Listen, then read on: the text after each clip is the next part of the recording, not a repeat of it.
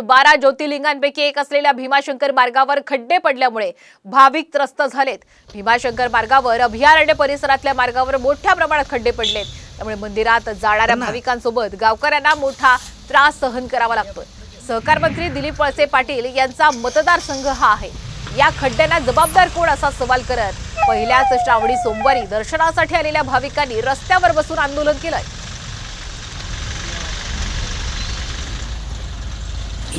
याला जबाबदार महत्त्वाचं म्हणजे ज्यांनी हे रस्ते केले ते जबाबदार, ज्यांच्यावर याच्यावर नियंत्रण ठेवायची जबाबदारी आहे ते जबाबदार। शासन कधी जीव गेल्यानंतर जागे होणार का?